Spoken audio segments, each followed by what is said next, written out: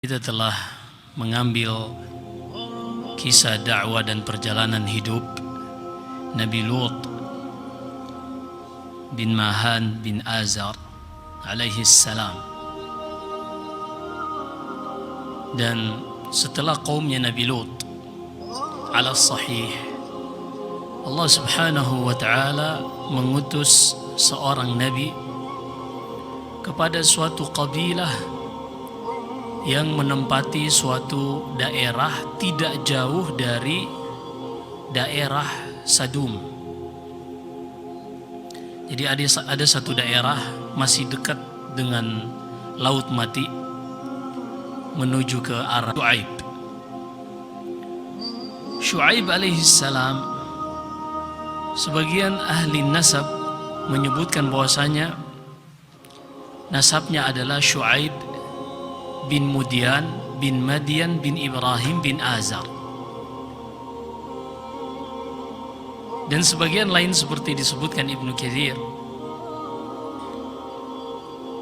dari nukilan-nukilan ahlul kitab bahwasanya Syuaib ini berasal dari keturunan Lawai bin Ya'qub bin Ishaq bin Ibrahim.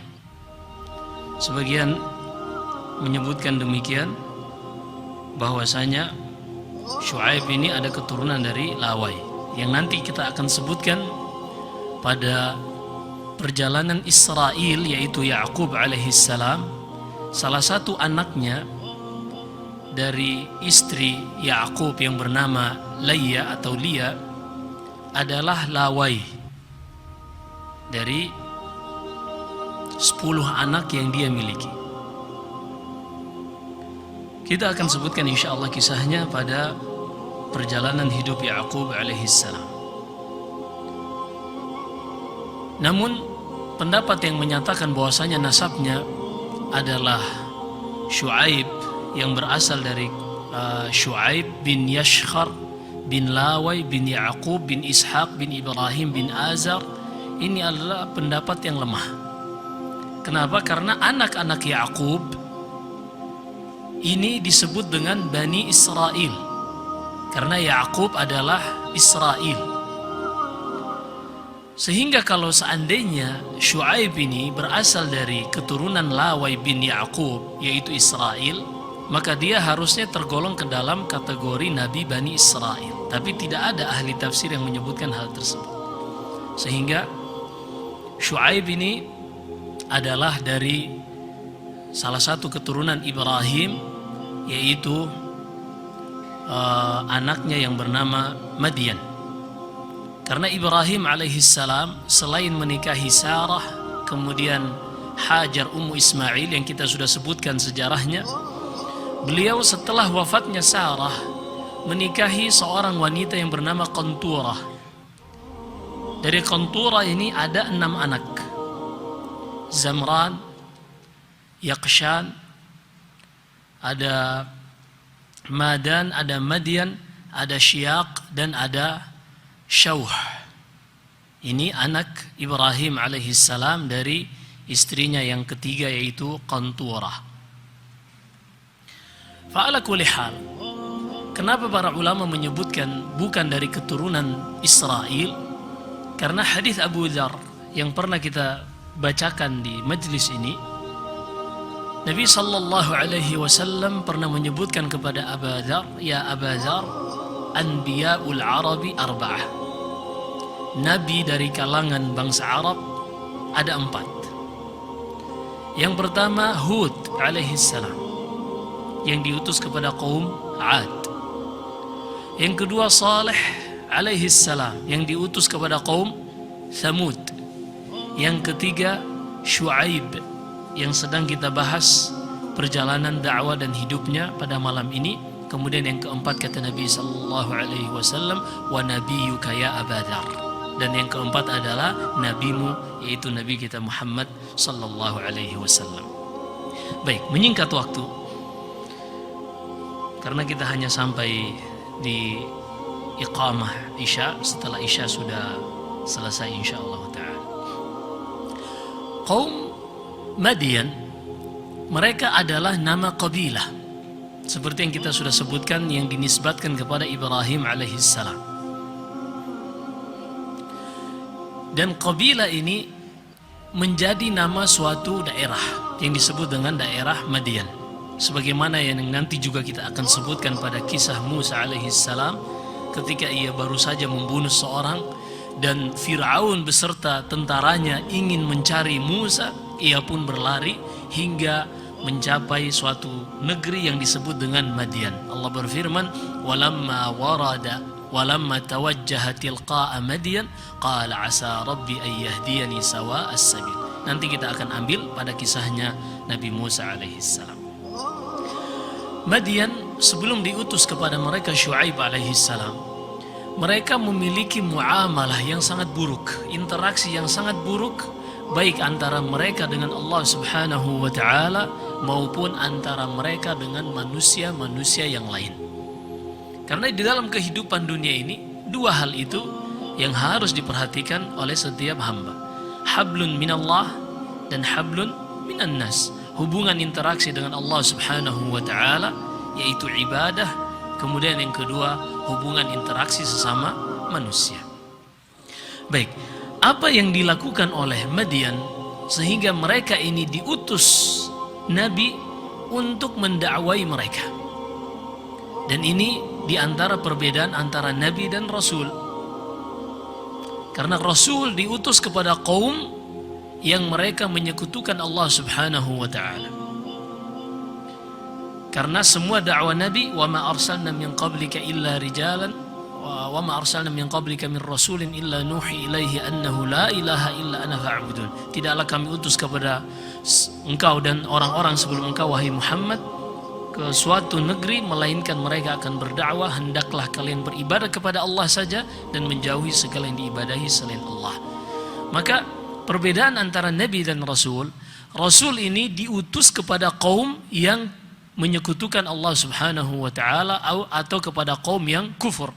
Seperti yang kita sebutkan tentang kaum Nabi Lut.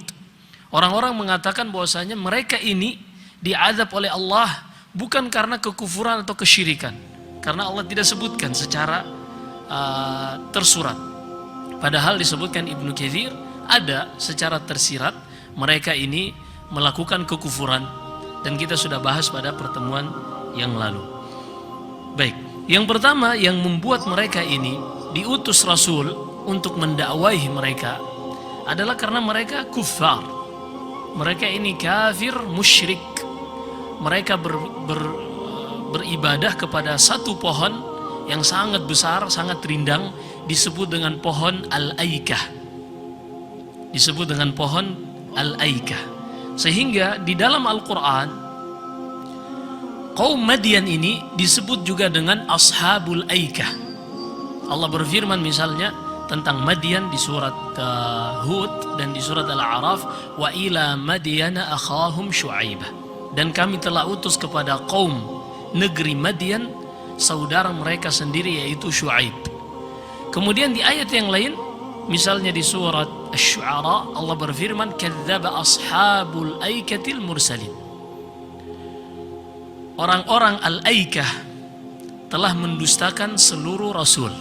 Siapa itu Al-Aikah? Mereka adalah yang Allah sebutkan, idz qala lahum akhuhum Syu'aibun ala tattaqun. Ketika saudara mereka, Rasul yang diutus kepada mereka yaitu Syu'aib mengatakan, tidakkah kalian bertakwa kepada Allah? Siapa Rasul yang diutus kepada siapa kaum yang diutus kepada mereka? Syu'aib, Madian. Baik, sehingga mereka ini memiliki julukan lain yaitu Al-Aika, yang diambil dari sebuah pohon yang mereka berdoa, meminta hajat kepada pohon tersebut, meminta, bernazar, menyembelih dan seterusnya, ibadah-ibadah yang seharusnya hanya diberikan kepada Allah subhanahu wa ta'ala. Dan ini sebenarnya ada keanehan pada akal orang-orang yang menyerahkan ibadah kepada selain Allah, apalagi itu pohon yang dikeramatkan atau diberikan kepada penjaga gunung, penjaga laut.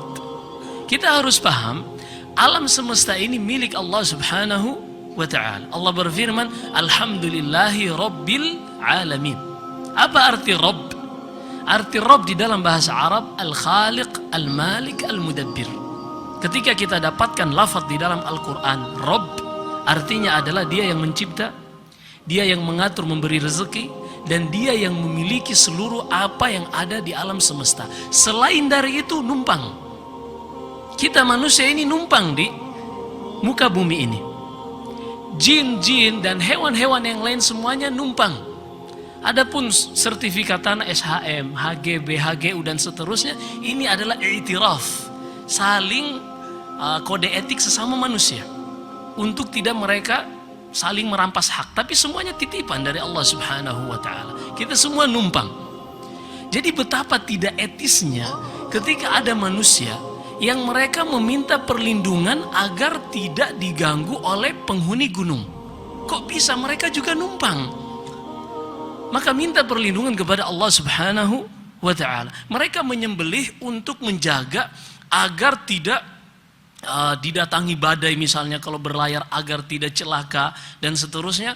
Maka mereka menyembelih kerbau dan melakukan kegiatan larung laut misalnya, agar mereka dilindungi oleh penjaga laut ini dari ombak, dari badai dan seterusnya. Kok bisa?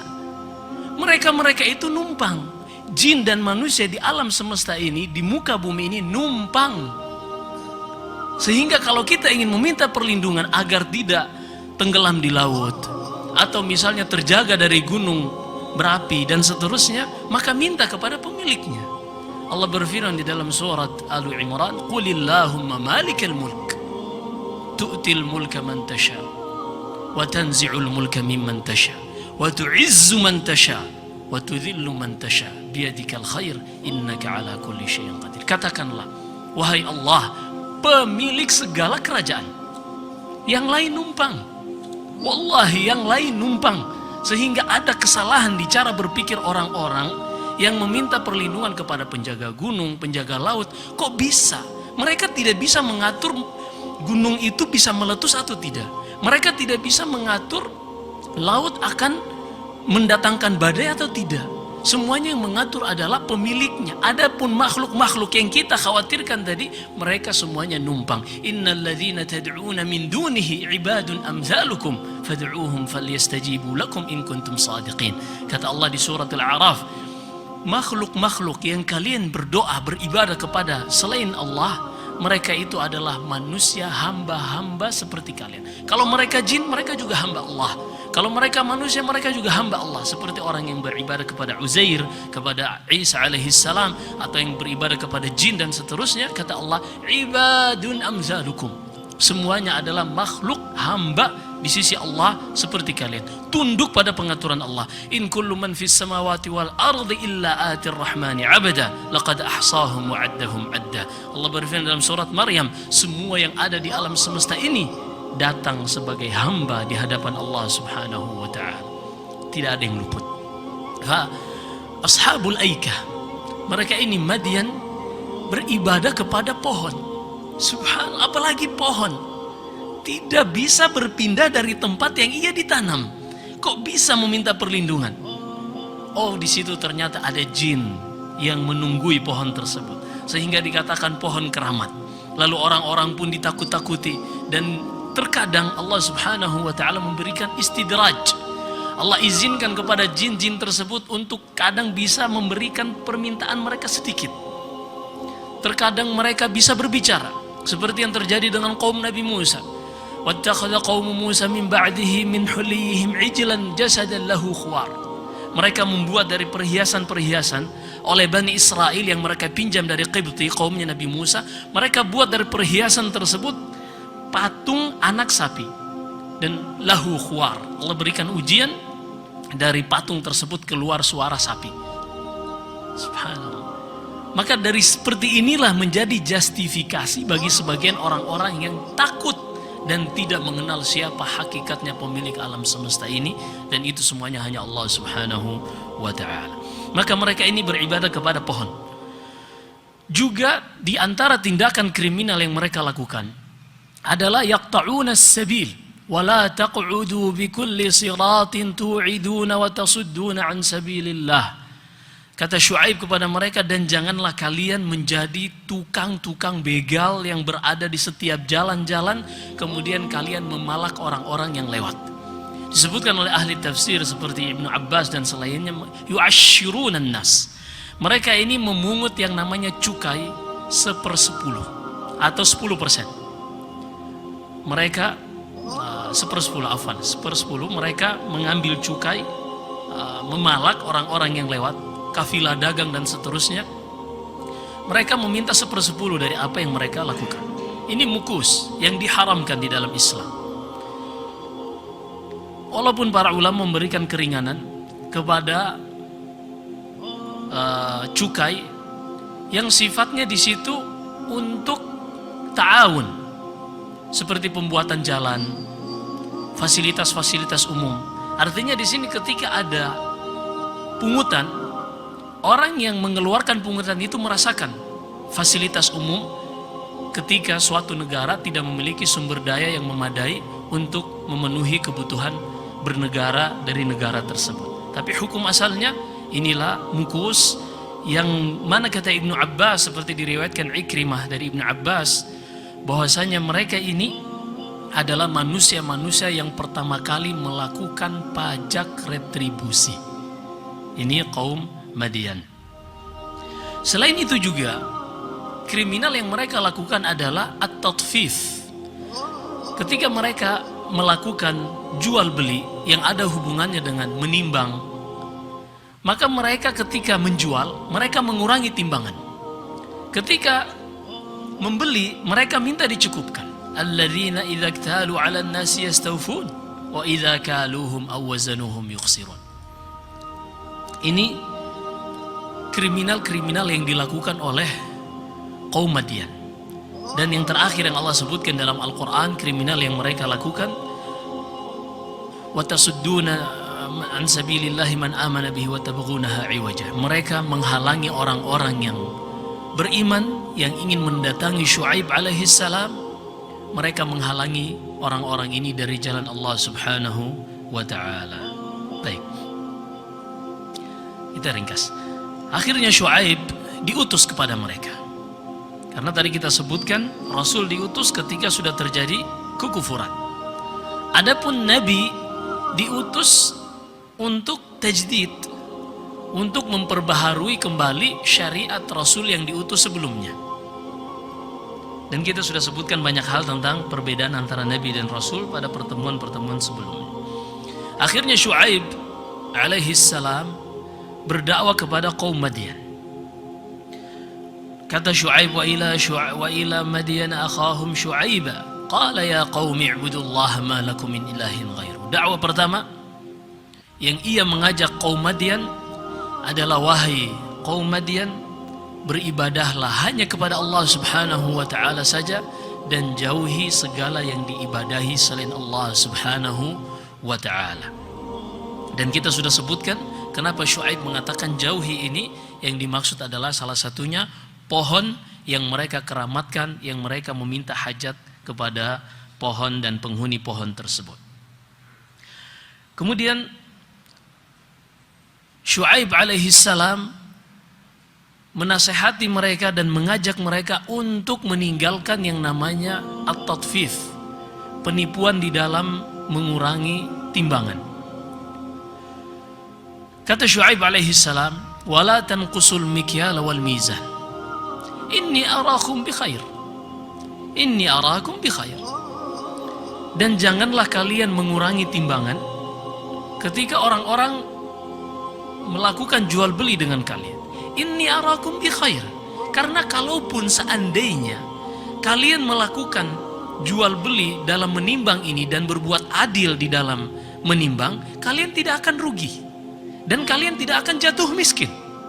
Subhanallah. Ini persis seperti firman Allah, kata Ibnu Katsir di dalam surat Al-Maidah, qul la yastawil khabithu wat tayyib walau a'jabaka kathratul khabith. Katakanlah, tidak sama antara yang buruk dengan yang baik, walaupun yang baik, yang buruk itu lebih banyak, janganlah sekali-kali engkau tertipu dengannya. Maka Syuaib alaihi salam mengingatkan mereka seperti ini, janganlah kalian mengurangi timbangan. Kemudian Syuaib mengingatkan faktor yang membantu seorang untuk tidak melakukan perbuatan at-tatfif, mengurangi timbangan tadi. Apa kata Syuaib? Warjul yaumal akhir, dan takutlah akan hari pembalasan. Kalau orang ingin menjauhi maksiat, menjauhi kriminal, maka yang harus dia jadikan di hadapan matanya adalah khawatir di hari berdiri di hadapan Allah Subhanahu wa ta'ala. Kalau seorang bisa menghadirkan ini pada dirinya, menyadari bahwasanya suatu saat nanti dia akan berdiri di hadapan Allah Subhanahu wa ta'ala dan akan ditanya sedetail, bahkan perkara-perkara yang tidak pernah ia bayangkan itu akan tercatat. Allah berfirman dalam suratul Kahf, wa wudi'al kitab fataral mujrimina mushfiqina mimma fihi wa yaqulun ya waylatana ma li hadzal kitab la yughadiru saghiratan wala kabiratan illa ahsaha. Dan ketika hari kitab catatan amalan perbuatan diberikan kepada setiap manusia, maka para pendosa mengatakan, celaka kita. Kitab apa ini? La yughadiru saghirah wala kabirah illa ahsaha. Tidak ada satupun yang sangat kecil melainkan tercantum dan tercatat di dalam kitab tersebut, apalagi yang besar. Wa wajadu ma 'amilu hadira. Kemudian kata Allah, dan mereka pun mendapati semua apa yang mereka telah lakukan. Lalu kata Allah, wala yadhlimu rabbuka ahada. Dan Allah tidak akan menzalimi hambanya sedikit pun. Tidak akan menzalimi mereka dengan menambahkan apa yang tidak mereka lakukan, dan tidak akan menzalimi mereka dengan mengurangkan apa yang mereka pernah lakukan. Nas'allahu salamul afiyah. Maka ini nasihat dari Syuaib alaihi salam, dan ini juga nasihat dari Al-Quran. Banyak kita dapatkan di dalam Al-Quran, alladzina yu'minuna billahi wal yaumil akhir, orang-orang yang beriman kepada Allah dan hari akhir, dan seterusnya. Selalu didekatkan penyebutan antara beriman kepada Allah dan beriman kepada hari akhir. Kata Syekh Ibnu Utsaimin rahimahullah, dikarenakan kedua hal ini, beriman kepada Allah ini adalah bidayatul iman, permulaan seorang beriman.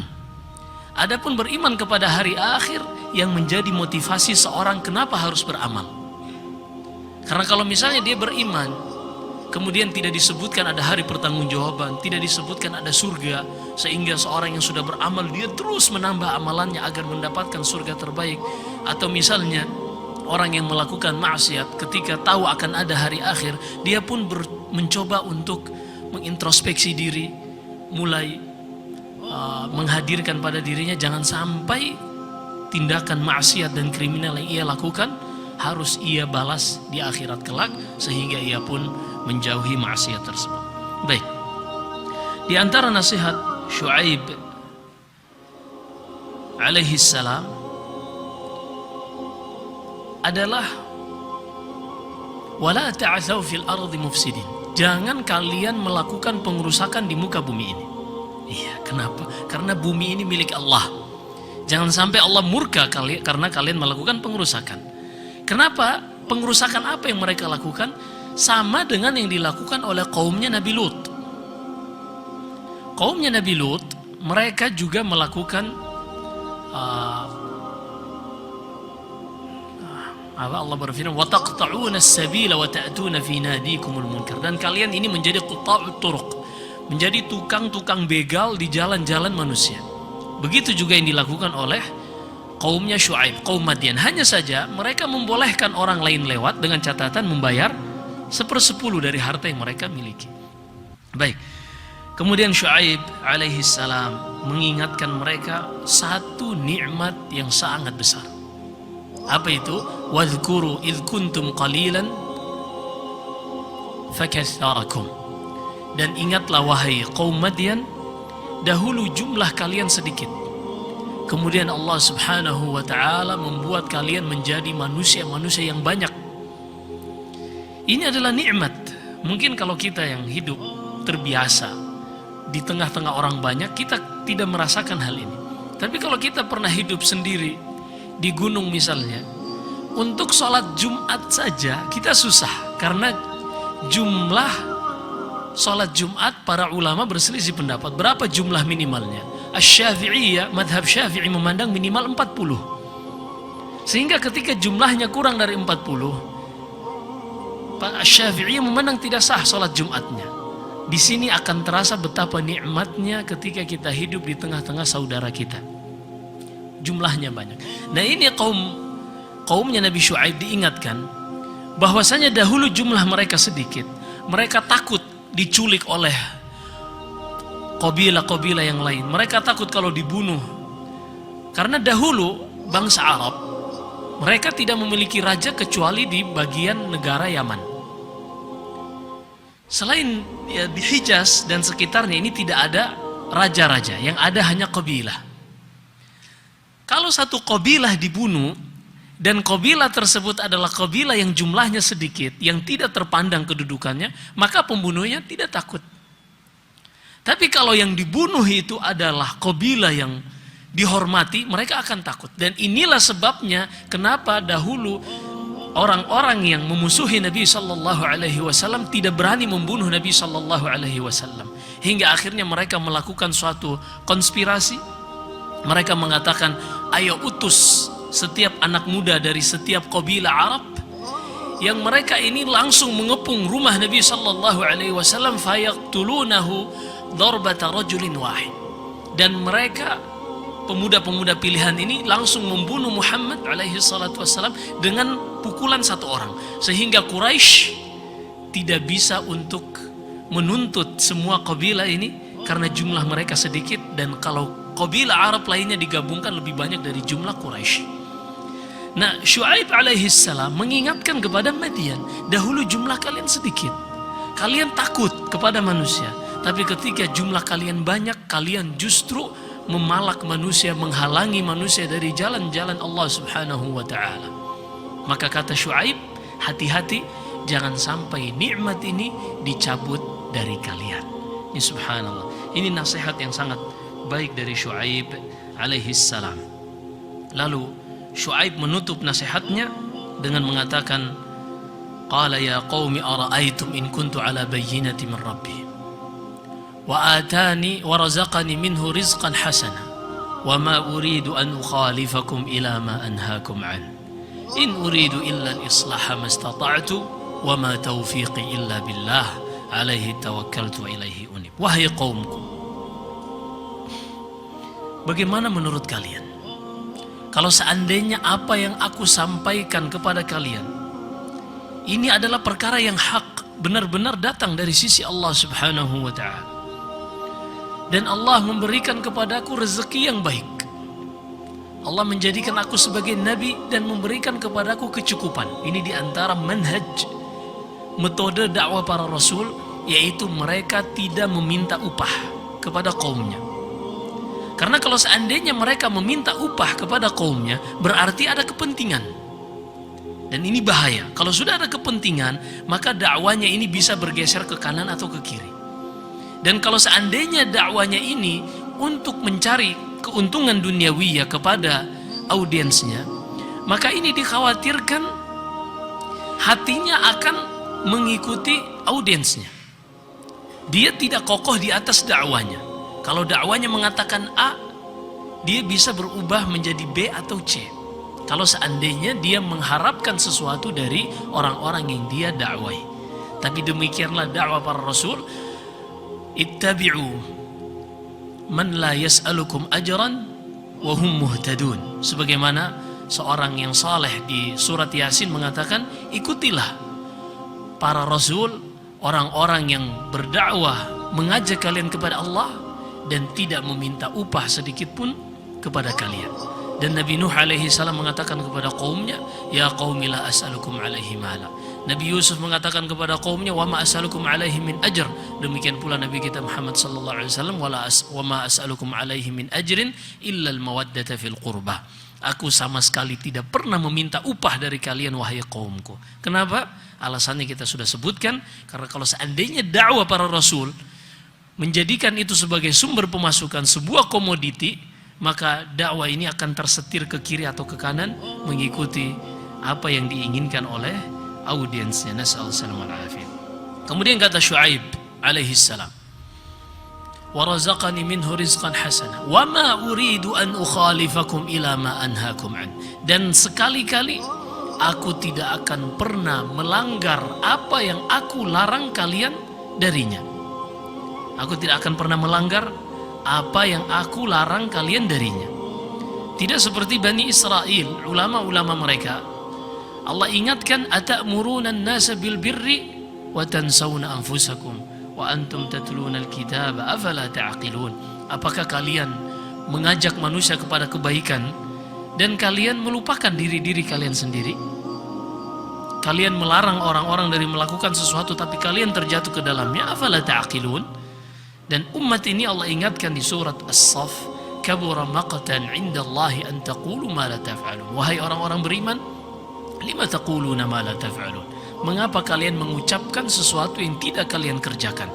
Sungguh amat besar murka Allah jika kalian mengatakan perkara-perkara yang kalian sendiri tidak mengamalkannya. Wa ma uridu an ukhalifakum ila ma anhaakum an. Ini manhaj dakwah. Ini manhaj dakwah para rasul. Mereka tidak akan melanggar apa yang mereka larang manusia darinya. Wa ma taufiqi illa billah. Segala taufik dan petunjuk aku hanya mengharapkannya dari Allah Subhanahu wa ta'ala. Alaihi tawakkaltu, hanya kepadanya aku bersandar. Wa ilaihi unib, dan hanya kepadanya aku kembali bertobat kepada Allah Subhanahu wa ta'ala. Apa jawaban kaumnya? Kita dengar jawaban kaumnya. Qalu ya Syuaib, asalatuka ta'muruka an natruka ma ya'budu aba'una aw an naf'ala fi amwalina ma nasha innaka la antal halimur rasyid. Syuaib sudah menjelaskan, aku tidak meminta upah, yang aku lakukan adalah semata-mata nasihat, dan ini bukan cuma acting. Karena kan kalau acting terkadang di depan layar Masya Allah, tapi setelah di luar layar dia sendiri melanggar apa yang dia lakukan. Tapi dakwah para nabi tidak demikian. Artinya kalian lihat kehidupanku sehari-hari, yang aku nasihatkan kepada kalian adalah benar-benar murni wahyu dari Allah. Tapi jawaban mereka, wahai Syuaib, apakah solatmu yang memerintahkan engkau agar kami meninggalkan apa yang diibadahi oleh nenek-nenek moyang kami? Atau solatmu ini yang memerintahkan kepada kami untuk melakukan apa saja terhadap harta kami? Nah, di sini disebutkan oleh Ibnu Katsir, juga Ibnu Jarir At-Tabari, kaum Madian mengatakan ini kepada Syuaib. Mereka menutup ucapan mereka, sungguh hai Syuaib, engkau adalah manusia yang sangat penyabar dan berada di atas hidayah. Ini ucapan kaum Madian dalam kondisi mereka menyelisihi Syuaib, dan ini hanyalah olok-olokan. Artinya seakan-akan, Masya Allah, ente paling soleh dah. Tapi yang dia inginkan, surga ente aja deh yang booking, udah. Nah seperti ini, olok-olokan sejak zaman dahulu. Oh awas, ahli surga lewat. Awas yang booking kafling di surga lewat. Nah ini olok-olokan. Dan ini sudah ada sejak zaman-zaman terdahulu, dan akan kita bahas. Ada banyak dari ucapan Bani Israel, dari ucapan Madian yang sudah kita sebutkan. Baik, perhatikan pada ucapan mereka. Qalu ya Syuaib, as-salatuka, wahai Syuaib, apakah solatmu yang memerintahkan agar kami meninggalkan apa yang diibadahi oleh nenek moyang kami? Di sini para ulama menyebutkan mereka mengkhususkan dari ibadah yang dilakukan Syuaib adalah salat, dikarenakan Syuaib adalah orang yang paling banyak melakukan salat. Dan ini diantara pusaka para nabi, diantara senjata para nabi adalah salat. Apapun yang mereka ingin lakukan, mereka selalu menjadikan salat ini sebagai penolong mereka. Dan kepada umat ini Allah berfirman, wasta'inu bis-sabri was-salah. Dan jadikanlah sabar dan salat itu sebagai penolong kalian. Penolong dari apa? Dari segala hajat yang kita ingin minta kepada Allah Subhanahu wa taala. Baik. Kemudian yang kedua, ini seperti firman Allah ketika mereka mengatakan, wahai Syuaib, apakah salatmu yang melarang kami untuk melakukan apa saja dalam harta kami? Allah berfirman di surat Al-Ankabut, wa aqimis shalah innas salata tanha 'anil fahsya'i wal munkar. Dan dirikanlah salat wahai Muhammad, sesungguhnya salat itu mencegah dari perbuatan keji dan munkar. Ini jawaban mereka yang pertama. Syuaib alaihi salam disebutkan oleh para ulama salaf, beliau adalah khatibul anbiya. Di antara mukjizat beliau adalah beliau seorang yang fasih di dalam berbicara. Bahkan beliau dijuluki ahli khutbahnya para nabi dikarenakan kefasihan beliau. Tapi apa jawaban kaumnya? Di dalam surat Hud Allah kisahkan ucapan mereka, qalu ya Syuaib ma nafqahu katsiran mimma taqul wa inna lanaraka fina dha'ifa. Wahai Syuaib, kami tidak paham apa yang kau ucapkan. Padahal Syuaib adalah manusia yang paling fasih. Ini karena olok-olokan mereka. Karena olok-olokan mereka. Kami nggak paham apa yang kau ucapkan wahai Syuaib. Dan kami memandang kau itu hanya seorang, satu saja, lemah. Kalau bukan karena qabilahmu, kami akan merajammu, kami akan melemparimu dengan batu. Ini dikarenakan bangsa Arab ada namanya hamiyah, asabiyah.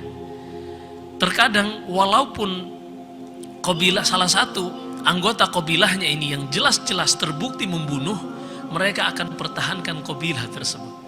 Bahkan walaupun qabilah tersebut menyelisihi pendapat mereka, seperti Nabi SAW ketika diboikot oleh qabilah-qabilah yang lainnya akan kita sebutkan nanti dalam perjalanan hidup Nabi kita SAW, Quraisy sama-sama menanggung akibat dari boikot dari qabilah-qabilah yang lain.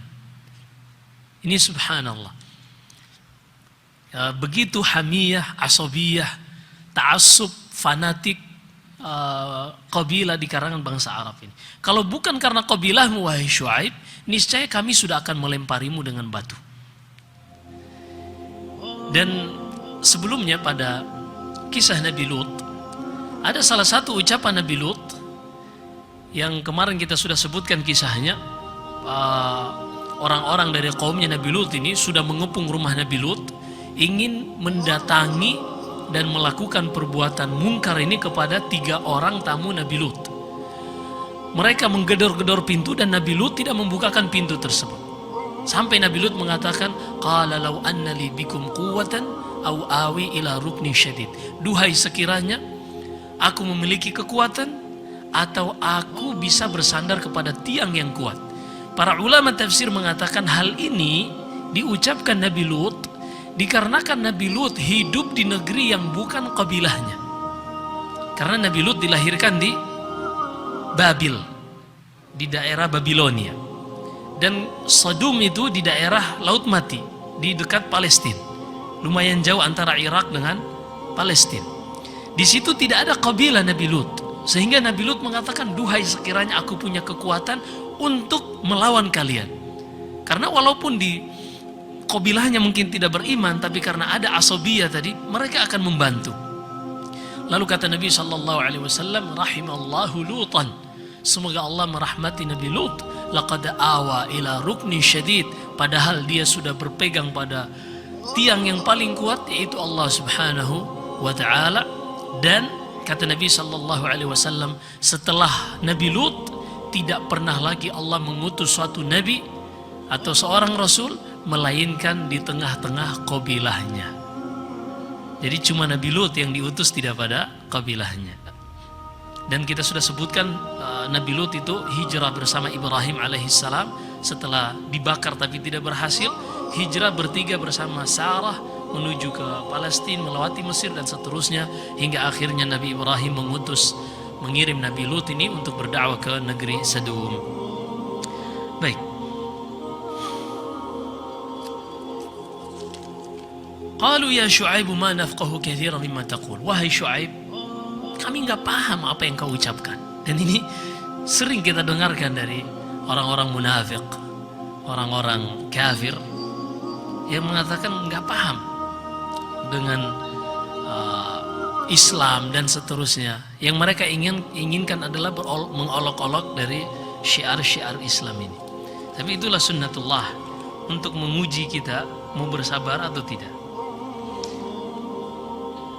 Setelah ini semua, Nabi Syuaib berdakwah kepada mereka. Kemudian Nabi Syuaib menasihati mereka. Bahkan Allah berikan kepada Nabi Syuaib mukjizat. Seperti Allah sebutkan di surat Al-A'raf, wa ila madyana akhahum Syuaiban qala ya qaumi ibudullaha ma lakum min ilahin ghairu qad ja'atkum bayyinatun min rabbi. Kami telah utus kepada kaum Madian, yaitu Nabi Syuaib. Ia mengatakan, wahai kaumku, beribadalah hanya kepada Allah dan jauhi segala yang diibadahi kepada selain Allah.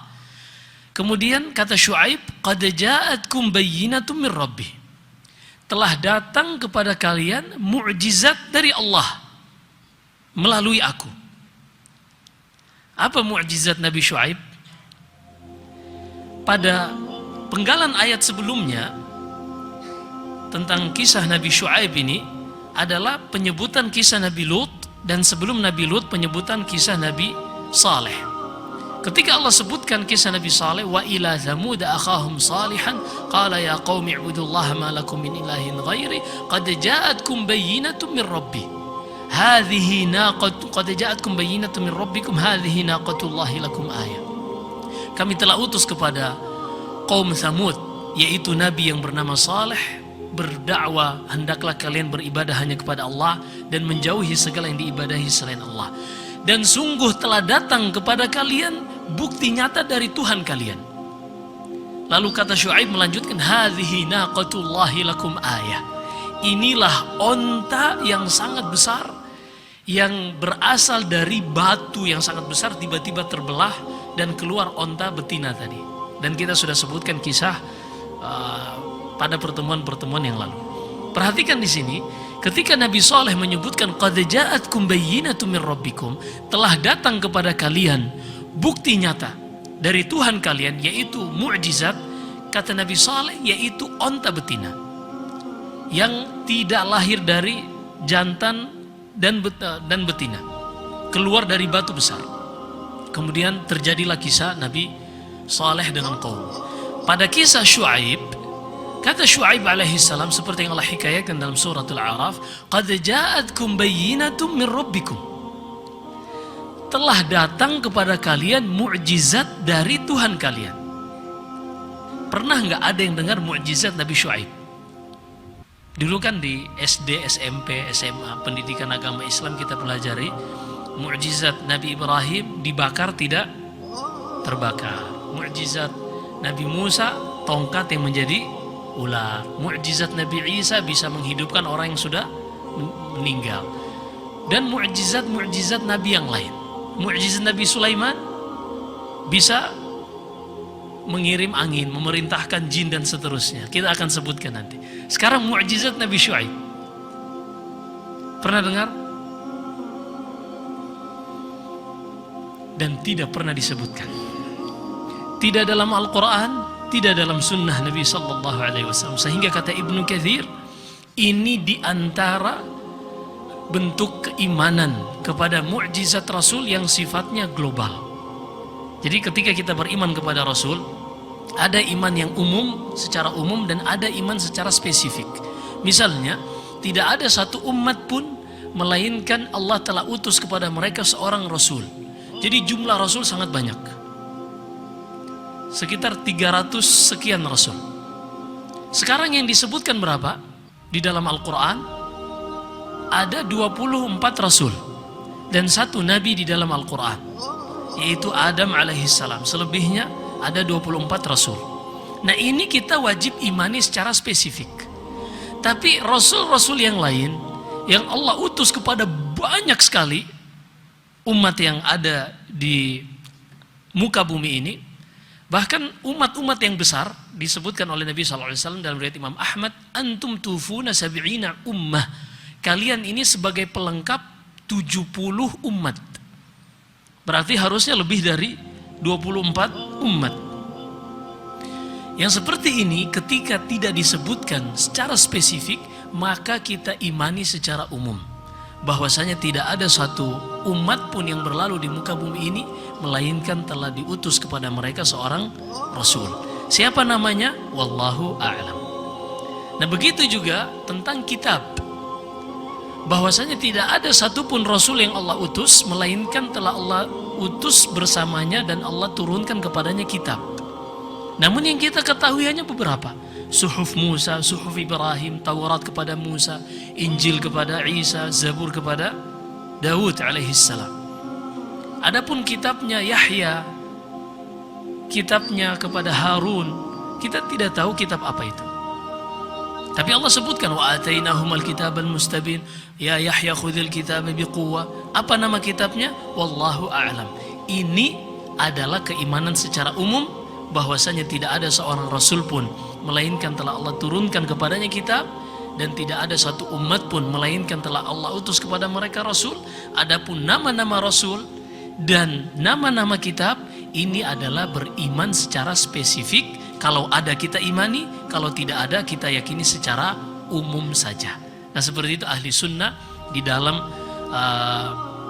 merealisasikan rukun iman yang beriman kepada Allah, kepada malaikatnya, kepada kitab-kitabnya, kepada nabi-nabinya, kepada hari akhir, kemudian kepada takdir yang baik maupun yang buruk. Nah, tentang Nabi Syuaib, Allah sebutkan bahwasanya ia memiliki mukjizat, tapi Allah tidak ceritakan kepada kita apa mukjizatnya. Maka kita yakini bahwasanya Allah telah berikan kepada Syuaib ini mukjizat. Apa mukjizatnya? Wallahu a'lam. Baik, kita lanjutkan setelah azan Isya sedikit sampai iqamat insyaallah tentang bagaimana dibinasakannya kaum Madian ini. Wallahu a'lam.